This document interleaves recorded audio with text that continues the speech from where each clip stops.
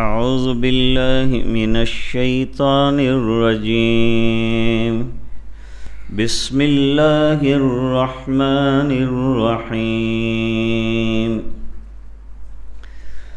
یا ایہا الذین آمنوا شہادت بینکم اذا حضر احدکم الموت حين الوصية اثنان ذوى عدل منكم أو آخران من غيركم إن أنتم ضربتم في الأرض فأصابتكم مصيبة الموت تحبسونهما من بعد الصلاة فيقسمان بالله إن ارتبتم لا نشتري به ثمنا ولو كان ذا قربى ولا نكتم شهادة الله إنا إذا لمن الآثمين صدق اللہ العظیم۔ کبھی قرآن کریم میں کسی واقعے کی وجہ سے آیات نازل ہوتی ہیں، وہ واقعہ ان آیات کا شان نزول مانا جاتا ہے کہ آیتوں کا شان نزول یہ ہے، اس وجہ سے یہ آیتیں نازل ہوئیں۔ لیکن پھر اس میں سے ضابطے نکلتے ہیں، قواعد نکلتے ہیں، اور پھر وہ قواعد اور ضوابط جو ہیں ہمیشہ کے لیے ہوتے ہیں، آخر تک کے لیے ہوتے ہیں، سب کے لیے ہوتے ہیں۔ یہاں ایک ایسا ہی شان نزول جو ہے مفسرین نے بیان فرمایا ہے، ذرا توجہ سے سننا پڑے گا تو بات سمجھ آئے گی۔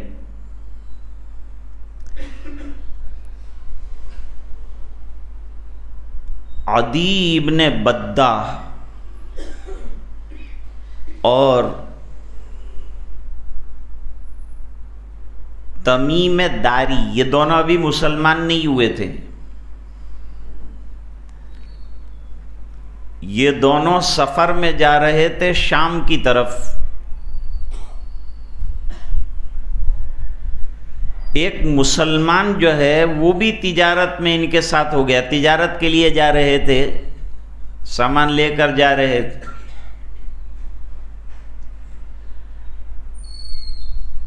اس شخص کا جو مسلمان ہو گیا تھا نام تھا بدیل ابن ابی مریم، یہ بھی ساتھ ہو گیا۔ سفر کا سلسلہ جاری تھا۔ پھر اتفاق سے ایسا ہوا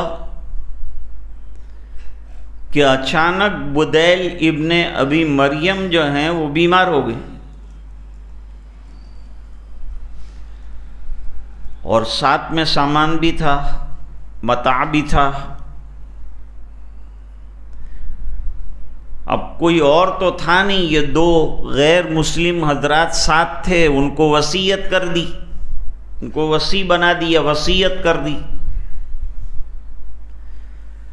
اور وصیت یہ کی کہ میرا یہ جتنا سامان ہے وہ سامان جو ہے جو میرے رشتہ دار ہیں وہاں ان کو پہنچا دینا۔ ان دونوں حضرات نے حامی بھر لی اور کہا کہ ٹھیک ہے، ہم لوگ جو ہے یہ سامان پہنچا دیں گے۔ اس سامان کے اندر ایک قیمتی جام تھا، پیالہ تھا۔ یہ پیالہ جو ہے سونے کے پتھروں سے مڑھا گیا تھا، اور اس کی قیمت 1000 دراہم تھی اس زمانے کے اعتبار سے، اور یہ اس کے سامان میں سب سے قیمتی چیز تھی، اور یہ اس نے اس لیے لی تھی کہ شام کے بادشاہ کے یہاں جب ملاقات کے لیے جائیں گے تو ان کو ہدیے میں پیش کروں گا۔ اچانک جو ہے موت آ گئی، موت کا تو کوئی بھروسہ ہے نہیں، وقت آ گیا تھا تو انتقال ہونے کے قریب ہو گیا، وصیت کر دی۔ وہ دونوں حضرات نے کہا کہ ہم سامان آپ کا پہنچا دیں گے، لیکن اس نے سمجھداری سے یہ کام لیا کہ جو سامان تھا اس کی لیسٹ بنا کر سامان کے اندر رکھ دی، اس کا پتہ وہ دو حضرات کو نہیں تھا۔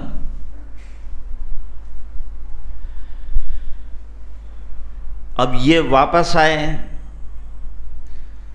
اور آنے کے بعد انہوں نے جتنا سامان تھا بدیل ابن ابی مریم کا وہ تمام عمرو ابن عاص جو ابھی ایمان نہیں لائے تھے ان کے حوالے کیا۔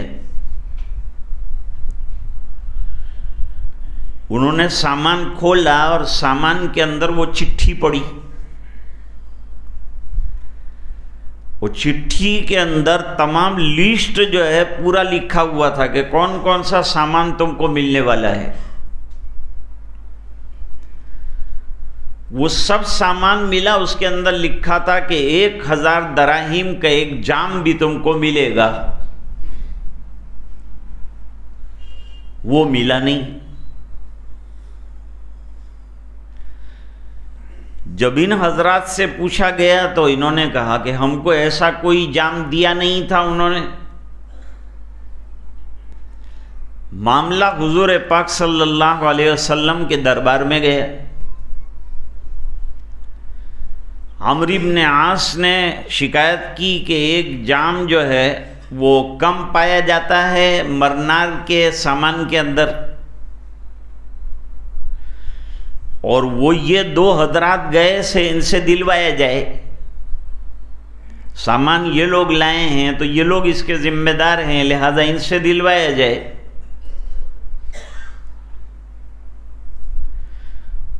جب ان سے کہا گیا تو انہوں نے کہا ایسا کوئی پیالہ جو ہے ہم کو مرنار نے دیا نہیں، غلط بیانی سے کام لیا ہے۔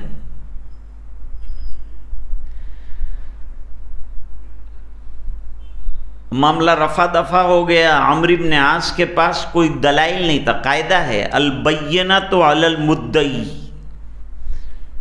جو مدعی دعویٰ کرتا ہے اس کے پاس کوئی ٹھوس دلیل ہونی چاہیے، دستاویز ہونے چاہیے۔ وہ دستاویز عمرو بن عاص کے پاس تھے نہیں، یا کوئی پروف نہیں تھا ان کے پاس۔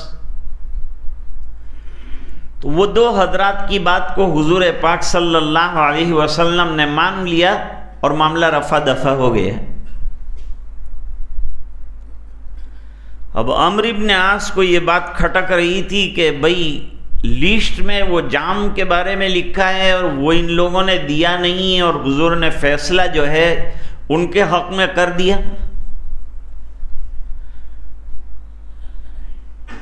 یہاں قاعدہ یہ بیان کیا ہے کہ مرنے سے پہلے وصیت جو کرتے ہیں اس کے اندر کسی مسلمان کو، عاقل بالغ سمجھدار کو وصیت کے اندر گواہ بنایا جائے۔ یہ گواہ بنانا واجب نہیں ہے، ایک ارشادی حکم ہے، لیکن گواہ ہو تو اچھا۔ جیسے طلاق کے بارے میں گواہ بناؤ، گواہ بنانا ضروری نہیں ہے، بغیر گواہی کے بھی اگر شوہر کہتا ہے میں نے طلاق دی ہے تو طلاق واقع ہوتی ہے۔ اب اتنے میں ایک اور واقعہ پیش آیا۔ یہی پیالہ جو ہے مکے کے اندر ایک سنار تھا، اس کے پاس پایا گیا، تو عمرو بن عاص اس کے پاس پہنچے اور جا کر اس سے پوچھا کہ بھئی یہ جام تیرے پاس کہاں سے آیا؟ تو انہوں نے بتایا کہ عدی بن بدہ اور تمیم داری نے مل کر مجھے بیچا ہے۔ کتنے میں بیچا ہے؟ 1000 دراہیم میں بیچا ہے، میں نے ان سے خریدا ہے یہ۔ پھر عمرو بن عاص حضور پاک صلی اللہ علیہ وسلم کی خدمت میں دوبارہ آئے، کہا حضور ہمیں انصاف چاہیے، انصاف نہیں ہوا۔ نبی تو ہر چند انصاف کرنے کی کوشش کرتا ہے، اس کا کام یہ ہے انصاف کرنا، لیکن جیسے سامنے گواہ اور دلائل آئیں گے اس کے مطابق فیصلہ ہوگا۔ عمرو بن عاص کچھ پیش نہیں کر سکے تھے، اب پیش کیا انہوں نے لا کر کے کہ مکے کے اندر یہ پیالہ پکڑا گیا ہے اور ایک سنار کو ان دو حضرات نے بیچا ہے۔ اس کا مطلب یہ ہے کہ ان کے پاس یہ پیالہ تھا لیکن انہوں نے بتلایا نہیں۔ حضور نے ان کو بلایا تو انہوں نے کہا کہ ہم نے یہ پیالہ خریدا ہے، لیکن دلیلیں مل جانے کے بعد ان کی بات کو مانا نہیں گیا۔ ادیب نے بدہ اور تمیم داری دونوں جو ہیں ان کے کیس کو حضور نے اب فیصلہ بدل دیا، اور عمرو بن عاص کے پاس دلیل آ گئی تھی، گواہی آ گئی تھی، پروف آ گیا تھا۔ اس پروف کو سامنے رکھتے ہوئے جو ہے فیصلہ ان کے حق میں کر دیا گیا، اور وہ جام تو بیچ چکے تھے، وہ تو واپس آ سکتا نہیں تھا۔ اس بنا پر ادیب نے بدہ اور تمیم داری دونوں کو 500 دراہیم کا جرمانہ حضور پاک صلی اللہ علیہ وسلم نے کیا، اور وہ عمرو بن عاص کو دلوایا۔ یہ واقعہ ختم ہو گیا۔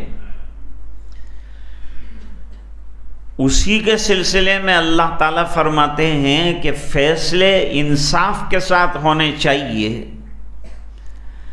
اور بینہ جو ہے وہ مدعی کو پیش کرنا چاہیے۔ اگر وہ پیش نہیں کر سکے گا تو جو انکار کر رہے ہیں ان کو قسم لینی ہوگی، اور قسم لے لینے کے بعد فیصلہ قسم کھانے والوں کے حق میں کر دیا جائے گا۔ یہاں انہوں نے کہا کہ قسم ہم لے نہیں سکتے، لیکن ہمارے پاس پیالہ بہرحال موجود نہیں ہے۔ وہ تو دیر سے معلوم ہوا اور بعد میں باتیں کھلی، اور پھر انہوں نے اس کو منظور کیا اور قبول کیا، اور یہ گنہگار ثابت ہوئے، اور یہ بھی معلوم ہوا کہ انہوں نے اس پیالے کی چوری کر لی تھی۔ اب یہاں ایک قاعدہ اللہ تعالیٰ نے بیان فرمایا ہے کہ بھئی موت سے پہلے آدمی کو جو وصیت کرنا ہے وہ وصیت کے لیے کچھ گواہ جو ہیں وہ تیار کر لیے جائیں، تاکہ بعد میں جو ہے جھگڑا وغیرہ نہ ہو، اور وصی کی بات کے بدلنے سے موسیٰ لہو اگر بینہ پیش کر دے تو اس کی بات کو مانا جائے گا، اور اس کے فیصلے پر قاضی اپنا پہلا فیصلہ بدل سکتا ہے۔ جیسے حضور پاک صلی اللہ علیہ وسلم نے اپنے فیصلے کو تبدیل فرمایا اور ان کو مجرم قرار دیا، اور عمرو بن عاص کو ہرجانہ جو تھا وہ دلوایا۔ یہ واقعہ ذکر کر کے چند ضوابط جو ہیں قرآن کریم نے آج کے اس رکوع میں بیان فرمائے۔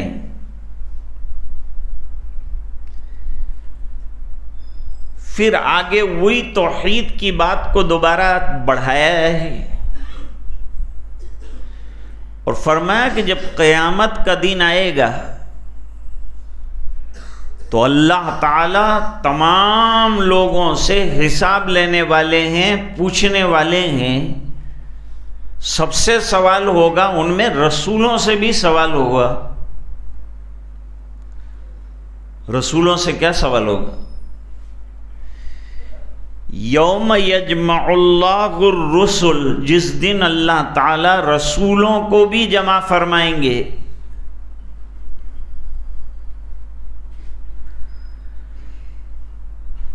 رسولوں کو جمع کریں گے اور ان سے پوچھیں گے کہ امت نے تمہارے ساتھ کیا معاملہ کیا، جب تم نے دعوت دی تو انہوں نے اس کا کیا جواب دیا، انہوں نے دعوت کو قبول کیا کہ نہیں کیا۔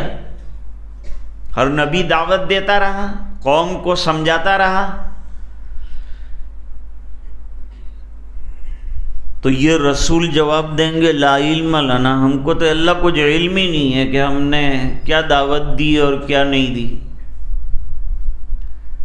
انک انت علام الغیوب، اس سے معلوم ہوا کہ غیب داں اگر کوئی ہے تو اللہ کی ذات ہے. اللہ کے علاوہ رسول بھی غیب داں نہیں ہے. علم غیب رسول کے پاس بھی نہیں ہے، نبی کے پاس بھی نہیں ہے، کیونکہ خود رسول کہہ رہے ہیں کہ انک انت علام الغیوب، اے اللہ آپ ہی جو ہے غیب کی وہ باتیں جس پر لوگوں کے اوپر تو پردہ پڑا ہوا ہے، آپ کے اوپر کوئی چیز کا پردہ نہیں ہے. لیکن سوال یہ پیدا ہوتا ہے کہ جب انہوں نے دعوتیں دی ہے اور سالوں کے سال دی ہے اور امتیں گواہیاں دے رہی، پھر انہوں نے تو امت تو بعد میں گواہی دے گی، لیکن انہوں نے نہ کیوں کہا لا علم لنا کہہ کر کے بالکل عدم علم کا اظہار کیسے کر دیا؟ اس کے دو جواب دیے. ایک جواب تو یہ دیا کہ تواضعاً اور ادباً جو ہے لا علم لنا کہا، کیونکہ اللہ تعالیٰ کو تو سب معلوم ہی ہے کہ انہوں نے دعوت دی. ایک جواب یہ ہے.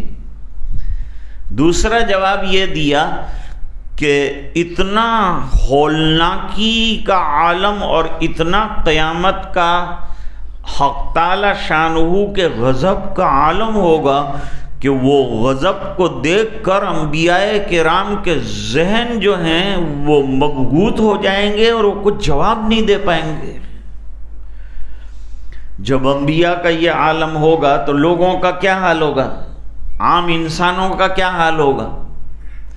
لوگ حیران پریشان ہوں گے. پھر جب یہ بھیانکتا اور یہ جو غضب کا ایک اثر انبیاء کرام کے اوپر تھا وہ کم ہوگا تو اس کے بعد جواب دیں گے کہ اللہ ہم نے امتوں کو تیرے دین کی طرف بلایا تھا.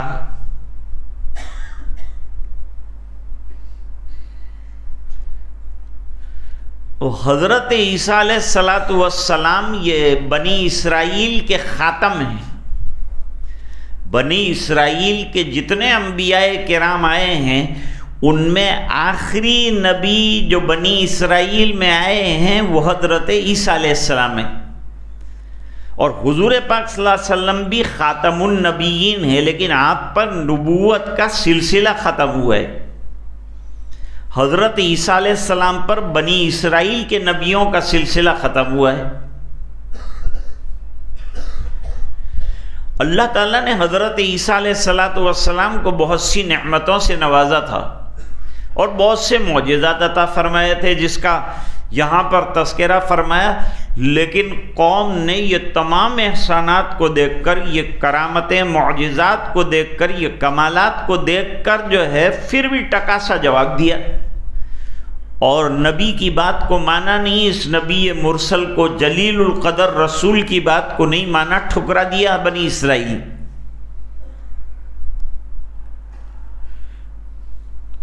حضرت عیسیٰ علیہ السلام کو یاد دلایا جا رہا ہے کہ آپ پر ہم نے کیا کیا نعمتیں نازل فرمائی وہ آپ کو معلوم ہے. اور آپ کی والدہ پر، والدہ نے بچہ مانگا تھا، یعنی مریم کی جو والدہ ہیں انہوں نے اولاد مانگی تھی کہ مجھے کوئی لڑکا ملے، وہ لڑکا بیت المقدس کا خادم بنے. تو حق تعالی شانہ نے لڑکی دی، لیکن یہ لڑکی لڑکے سے بھی بہتر رہی جس کا نام مریم رکھا گیا. اور مریم کو اللہ تعالیٰ نے شرف عطا فرمایا کہ اس کو شیطان کے کچوکے سے بچا لیا گیا. اور بعد میں حضرت عیسیٰ علیہ السلام کو بھی پیدائش کے وقت شیطانی کچوکے سے بچایا گیا. یہ دو نعمتیں ہوئی. پھر عجیب بات یہ ہے کہ مریم کو لے کر جب حضرت حنہ گئیں امرات عمران بیت المقدس پہنچی تو ان کو خدمت کے لیے منظور کر لیا گیا، لیکن وہ چھوٹی تھیں اس لیے ان کی پرورش کی ضرورت تھی، اور وہ پرورش جو ہے وہ حضرت زکریا علیہ السلام جیسے نبی کے پاس ہوئی۔ یہ نعمت ہے بہت بڑی کہ مریم کی پرورش وہاں ہوئی۔ پھر بے موسم ان کو کمرے میں اللہ کی طرف سے طرح طرح کے پھل جو ہیں وہ عنایت کیے جاتے تھے، دیے جاتے تھے۔ یہ دوسری نعمت ہے۔ پھر حضرت عیسیٰ علیہ السلام کے پیچھے قوم ہمیشہ قتل کے لیے پڑی ہوئی، تو وہ قوم سے اللہ تعالیٰ نے بواسطہ جبریل علیہ السلام حضرت عیسیٰ علیہ السلام کی حفاظت فرمائی۔ اذ ایدتک بروح القدس، سائے کی طرح حضرت عیسیٰ علیہ السلام کے ساتھ ہمیشہ جبریل علیہ السلام رہتے تھے۔ ویسے عام طور پر فرشتے بندوں کی حفاظت کے لیے رکھے جاتے ہیں، لیکن ان کے لیے خصوصی انتظام فرشتے کا کیا گیا تھا کہ کوئی حضرت کو تکلیف نہ پہنچا سکے۔ جیسے ہمارے نبی کے لیے بلا واسطہ اللہ نے حفاظت کا اور سیکیورٹی کا انتظام کیا تھا۔ اس کے لیے قرآن کریم میں لفظ ہے واللہ یعصمک من الناس، اللہ آپ کو لوگوں کے شر سے بچائے گا۔ آپ دین کا کام کرتے چلے جائیں اور آپ کو لوگوں کے شر سے کوئی نقصان نہیں ہوگا۔ یہ ڈائریکٹلی جو ہے اللہ تعالیٰ نے اپنی حفاظتی حصار کا وعدہ کیا ہے نبی کریم صلی اللہ علیہ وسلم کو۔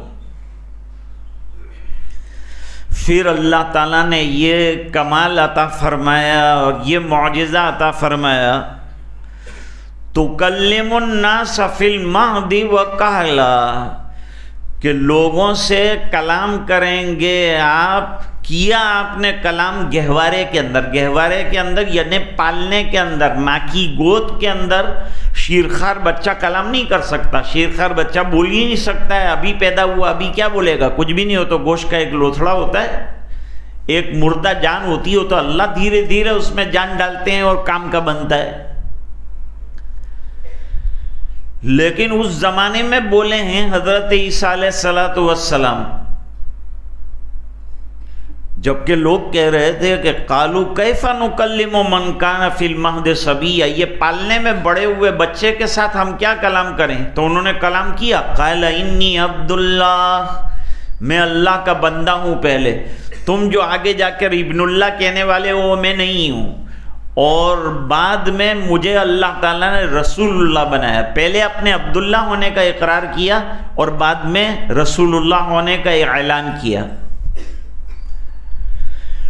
اور جب ادھیڑ عمر میں دوبارہ دنیا کے اندر آئیں گے تو علم اور حکمت اور دانائی کی بہترین باتیں کریں گے، اس لیے کہلا کا لفظ بھی لائے ہیں۔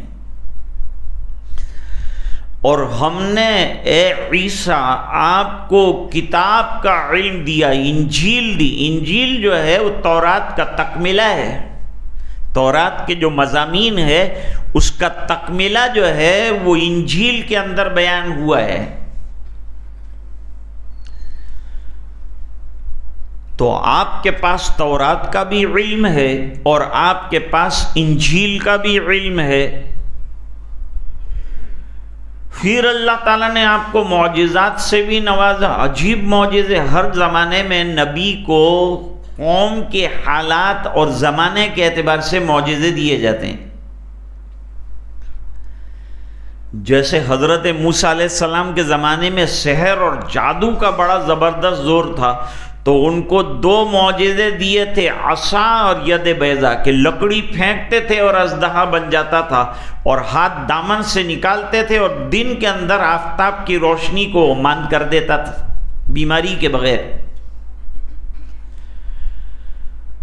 اس طرح حضرت عیسیٰ علیہ السلام کے زمانے میں میڈیکیشن کا بڑا چرچا تھا، دوائیاں اور علاج طرح طرح کے ماہر طبیب کر رہے تھے۔ تو حضرت عیسیٰ علیہ السلام کو جو ہے اللہ تعالیٰ نے ایک معجزہ جو ہے یہ عطا فرمایا کہ آپ ابرس کو، جس کا جسم بالکل سفید ہو جاتا ہے، وہ کسی علاج سے اچھا نہیں ہوتا، ہاتھ پھیرنے سے وہ اچھا ہو جاتا تھا حضرت عیسیٰ علیہ السلام۔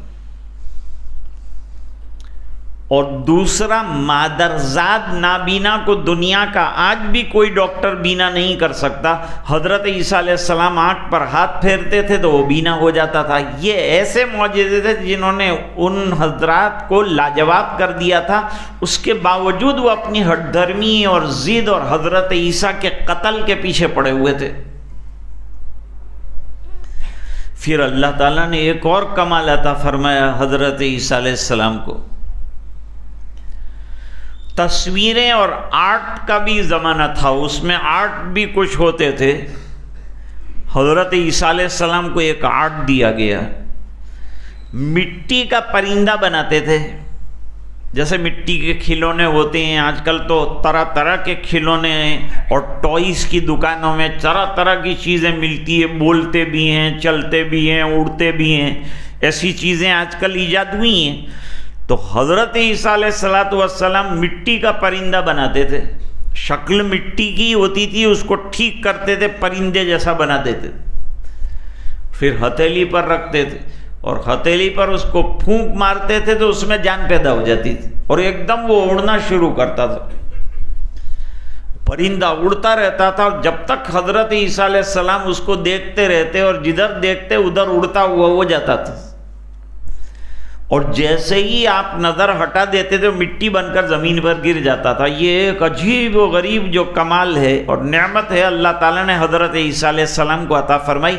قوم کسی طرح مانے اور سمجھے، معجزہ دلیل نبوت کے طور پر دیا جاتا ہے، نبوت کی دلیل ہوتا ہے۔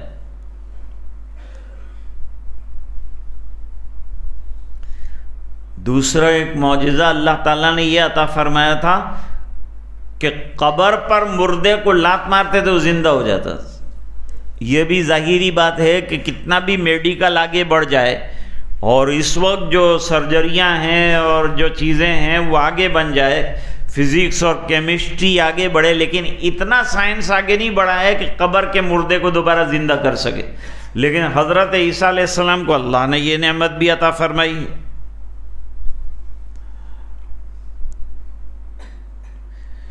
اور ہم نے پھر حضرت جبریل علیہ السلام کو تمہارے ساتھ رکھا کہ اتنی چیزیں دیکھنے کے بعد ان کے اندر حسد جو تھا وہ کم نہیں ہوتا۔ اتنی نعمتیں، اتنے معجزات، اتنے کمالات، 5 کمالات تو حضرت مریم کے بیان فرمائے ہیں، 5 معجزات تو حضرت عیسیٰ علیہ السلام کے بیان فرمائے ہیں۔ یہ تمام کمالات اور معجزات کے باوجود بنی اسرائیل اتنی ہٹ درم قوم تھی کہ حضرت عیسیٰ علیہ السلام کو قتل کرنے کے در پہ تھے اور کسی بھی طرح سے مار ڈالنے کی چکر میں تھے، لیکن اللہ تعالیٰ نے پھر حضرت عیسیٰ علیہ السلام کو آسمانوں پر زندہ اٹھایا، اور زندہ اٹھانے کے بعد اب دوبارہ قیامت سے پہلے ان کو دمشق کے جامع مسجد کے شرقی مینارے سے زمین پر اتارا جائے گا، فرشتوں کے اوپر ہاتھ رکھے ہوئے مینارے پر اتریں گے، سیڑھی کے راستے سے نیچے آئیں گے اور پھر رہیں گے، پھر دجال کا فتنہ آئے گا، پھر وہ ختم ہوگا، حضرت عیسیٰ علیہ السلام حضور پاک صلی اللہ علیہ وسلم کی لائی ہوئی شریعت کو فالو کریں گے اور اس کی دعوت دیں گے، اور نکاح ہوگا اور اولاد بھی حضرت عیسیٰ علیہ السلام کی ہوگی۔ آج تو اسی پر اکتفا کرتے ہیں۔ وَإِذْ أَوْحَيْتُ إِلَى الْحَوَارِيِّينَ أَنْ آمِنُوا بِي وَبِرَسُولِي،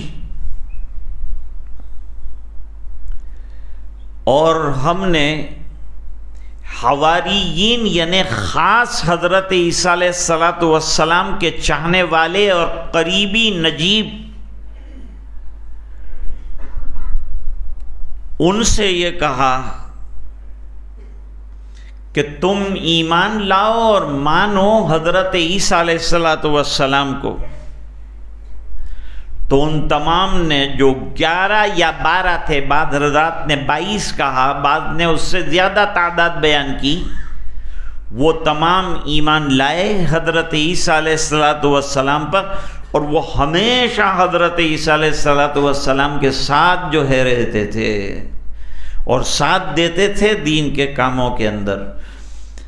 یہ تمام باتوں کا خلاصہ یہ ہے کہ حضرات انبیاء علیہم السلام محنتیں کرتے ہیں، دعوت دیتے ہیں، لیکن قوم جو ہے ان کے معجزات اور دعوتیں دینے کے باوجود دین کو قبول نہیں کرتی۔ حضور کو تسلی دی جا رہی ہے کہ آپ نے بھی معجزات دکھائے ہیں اور قوم کو دین کی دعوت دی ہے، لیکن قوم نے بات کو مانا نہیں۔ ابھی آگے جو ہے مائدہ کا تذکرہ کریں گے، جو حضرت عیسیٰ علیہ السلام کے اوپر ایک اور انعام ہے جو اللہ کی طرف سے ہوا ہے، جس کا تذکرہ انشاءاللہ آئندہ کریں گے۔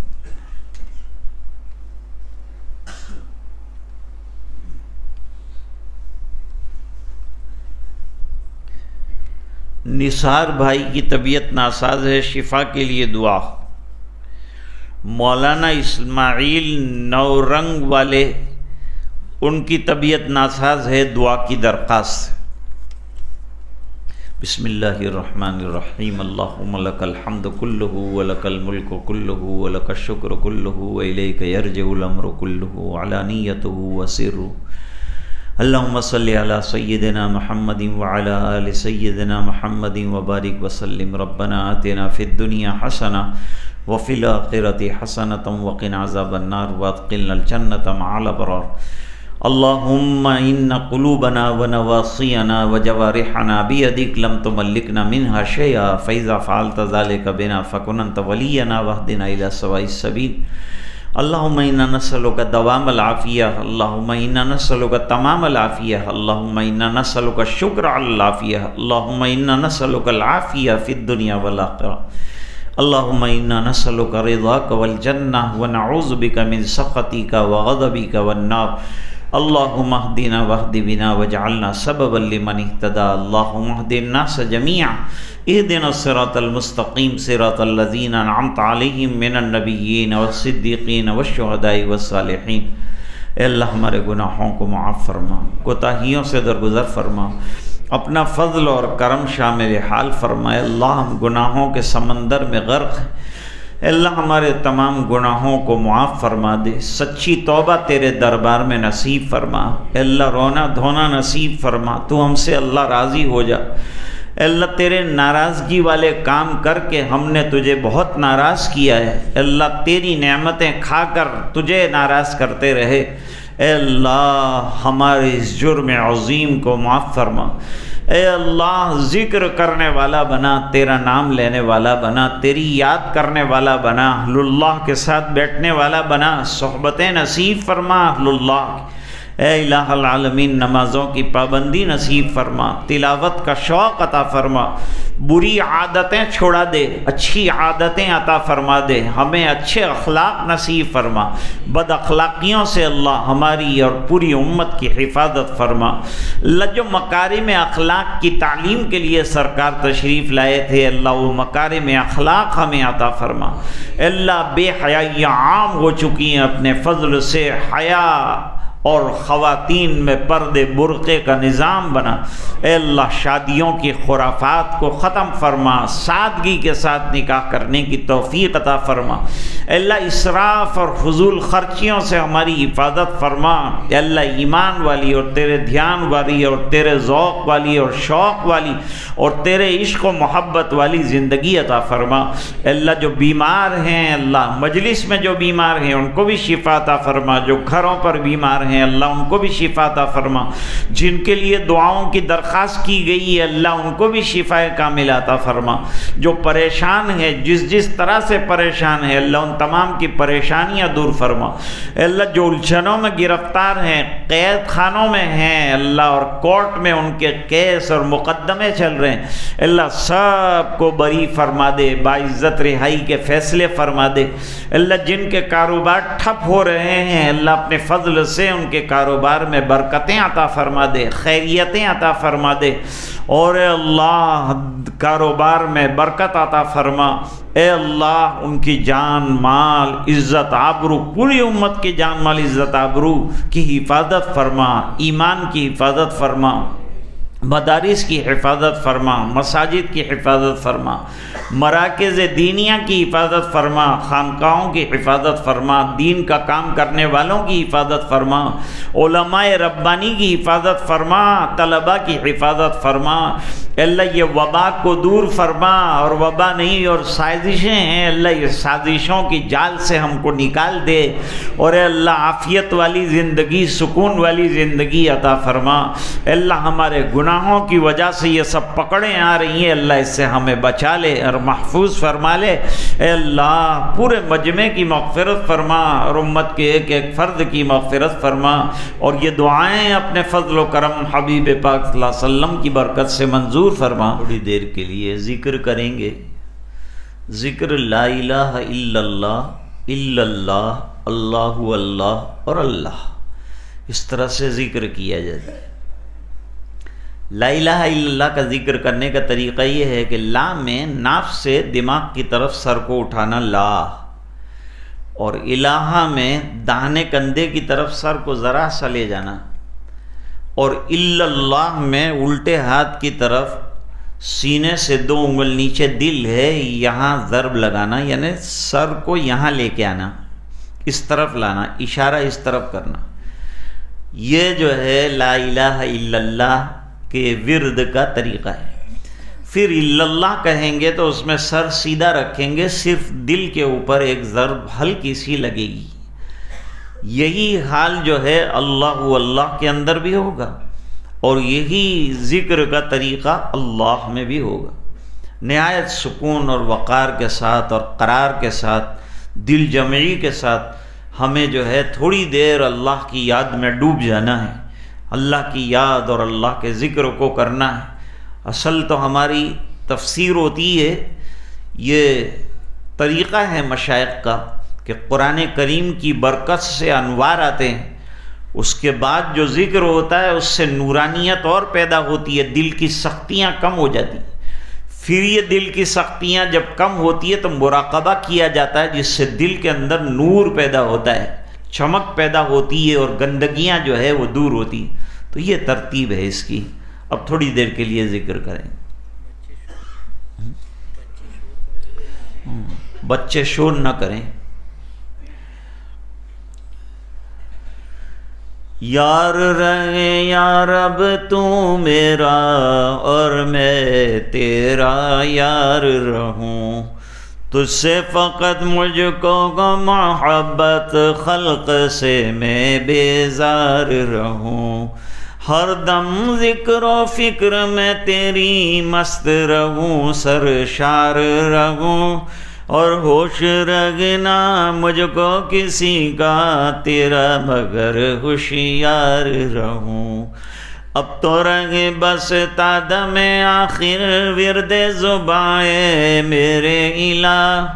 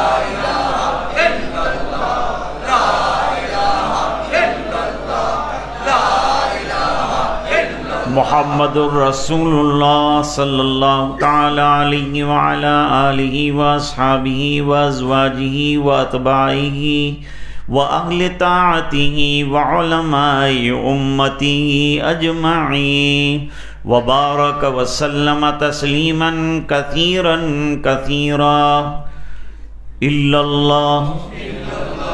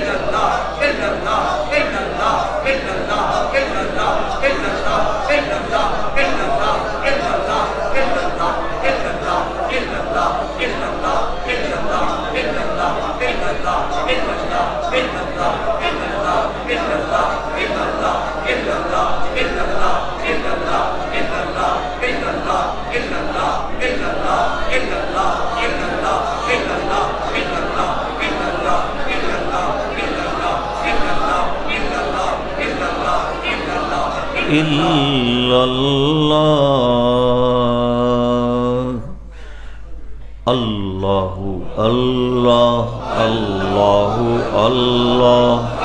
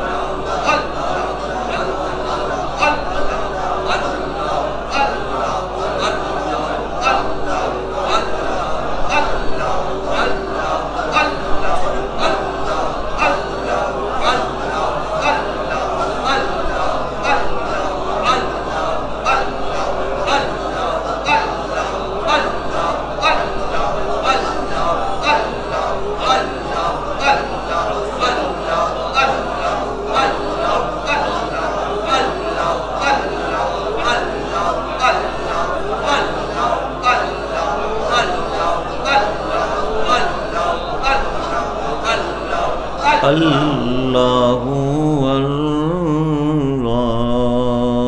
اللہ اللہ اللہ اللہ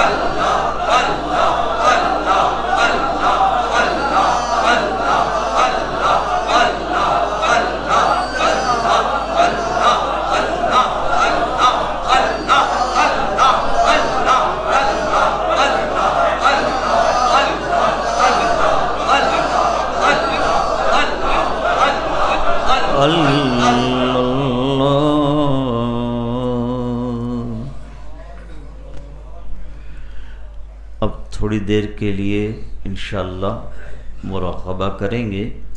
مراقبہ اللہ کی رحمت کے دھیان میں اور انتظار میں بیٹھنے کا نام ہے۔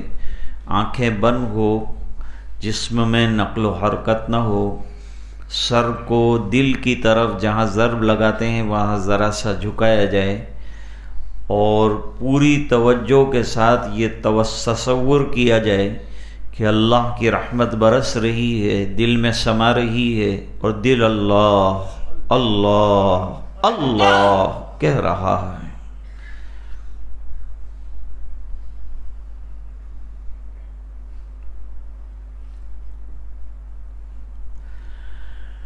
اے خفتہ دل بیدار شو، بیدار شو، بیدار شو،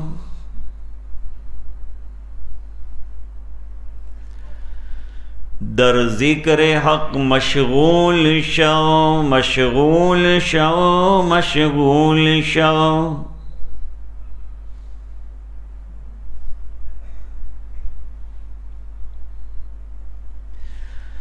عزیز و دوستو یارو یہ دنیا دار فانی ہے،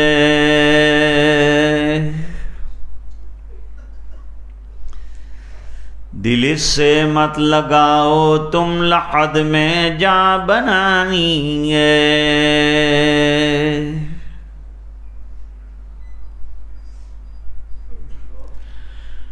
تو آیا بغیر طاعت پھنسا لذات دنیا میں،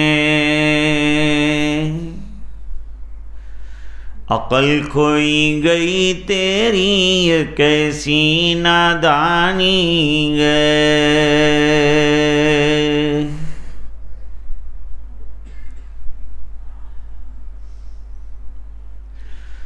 تو روزے رکھ نمازیں پڑھ خدا کو یاد کر ہر دم،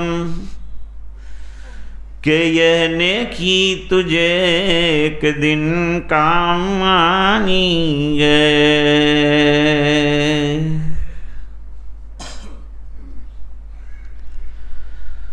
نہ دنیا نہ دولت نہ دھن جائے گا،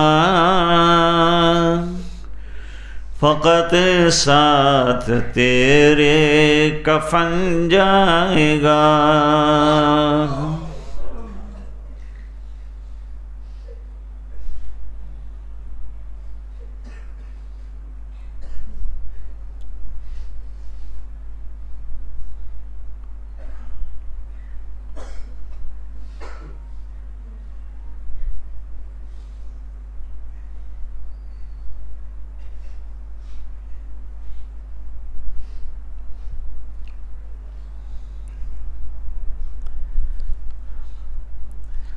سوچتے رہنا چاہیے کہ اپنے اختیار سے آنکھیں بند کی ہیں، ایک دن اختیار ختم ہو جائے۔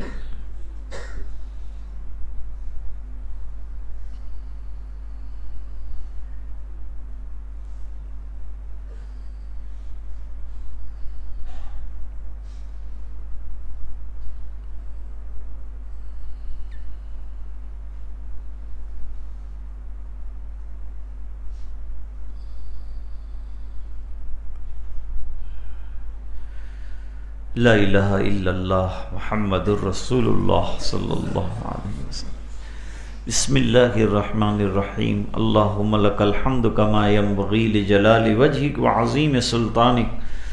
اللہم صلی علی سیدنا محمد وعلی آل سیدنا محمد وبارک وسلم۔ ربنا آتنا فی الدنیا حسنہ وفی الآخرۃ حسنۃ وقنا عذاب النار وادخلنا الجنۃ مع الابرار یا عزیز یا غفار۔ اللہم ان قلوبنا ونواصینا وجوارحنا بیدک لم تملکنا منها شیئا فاذا فعلت ذلك بنا فکن انت ولینا واہدنا الی سواء السبیل۔ اللہم آت نفوسنا تقواها وزکها انت خیر من زکاها انت ولیها ومولاها۔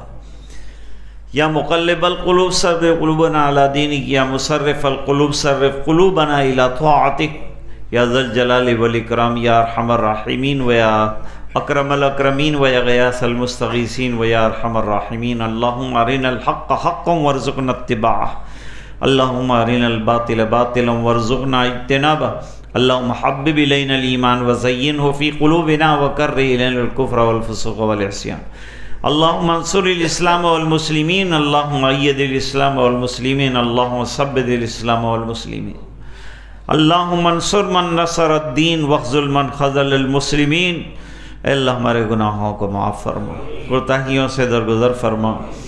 اے اللہ بہت بڑے گناہ گار ہیں ہم لوگ، بہت خطا کار ہیں ہم لوگ، بہت گناہ گار ہیں ہم لوگ، ریاکار ہیں، ضیاکار ہیں۔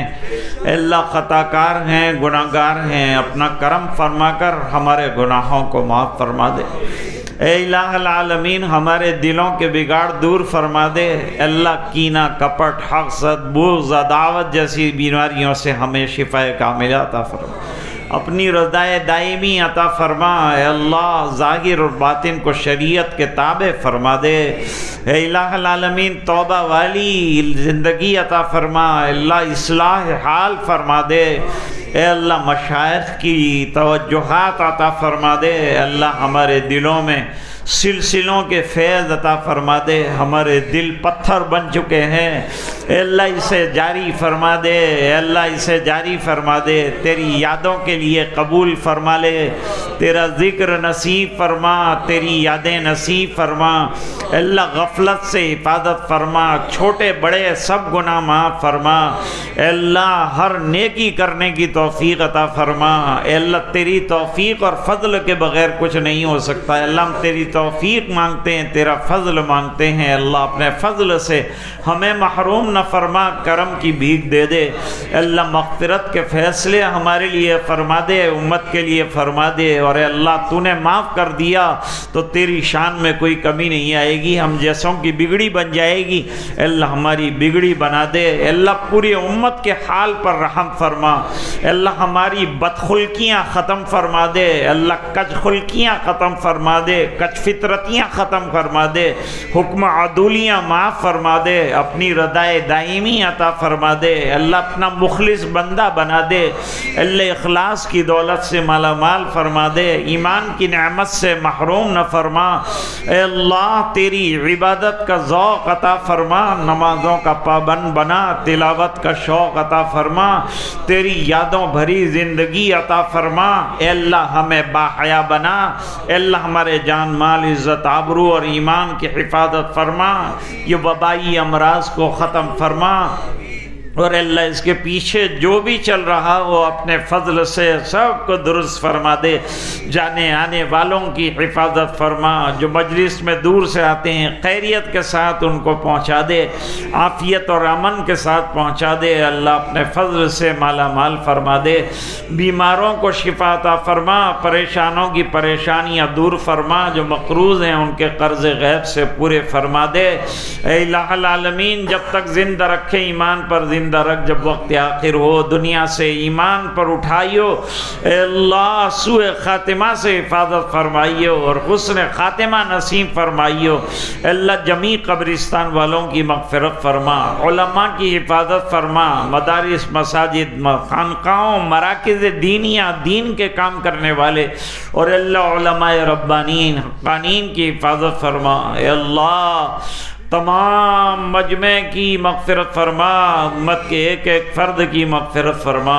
اور اللہ یہ دعائیں اپنے فضل و کرم حبیب پاک صلی اللہ علیہ وسلم کی برکت سے قبول فرما۔ سبحان ربک رب العزت عما یصفون، سلام علی المرسلین والحمد للہ۔